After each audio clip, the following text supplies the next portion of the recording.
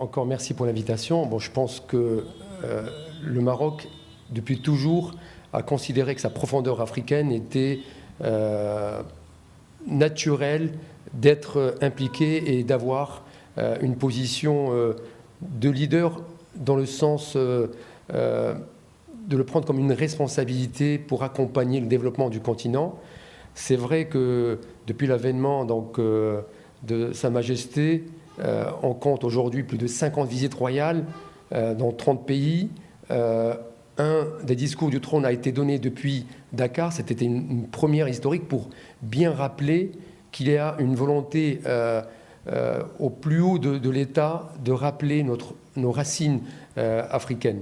Donc cette coopération sud-sud, je pense que le Maroc, depuis toujours, a considéré qu'il y avait une relation très forte sur le plan de vue culturel, sur le plan de vue de l'assistance, souvent sur des aspects militaires, mais très vite, le Maroc a compris que si on veut consolider, il fallait bâtir des partenariats gagnant-gagnant sur le volet économique. Et c'est de là où est partie cette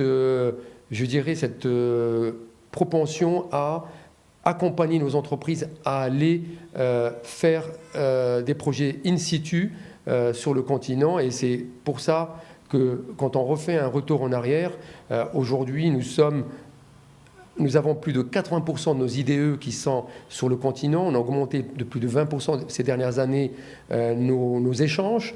Nous sommes devenus exceptionnellement, on peut dire, pour la première fois, premier investisseur en Côte d'Ivoire, chose qui n'a jamais été faite par aucun autre pays avant nous.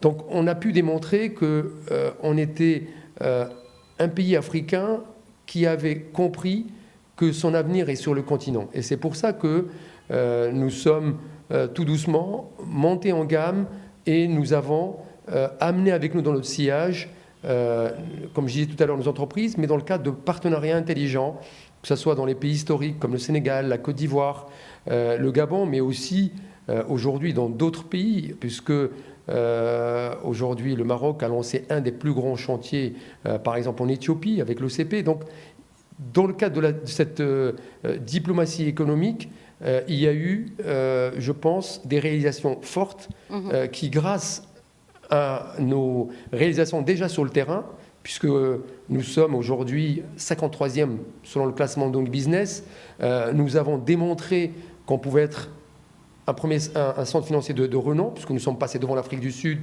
et l'île Maurice. Aujourd'hui, en termes de logistique, on reviendra tout à l'heure, grâce à Tangemed, nous sommes passés premiers sur l'Afrique, devant là aussi l'Égypte et l'Afrique du Sud. La RAM Très bien. là aujourd'hui, le Covid-19 disons, nous a arrêtés, mais tout ça pour dire qu'effectivement, nous avons réussi à confirmer cette place d'investisseur dans une démarche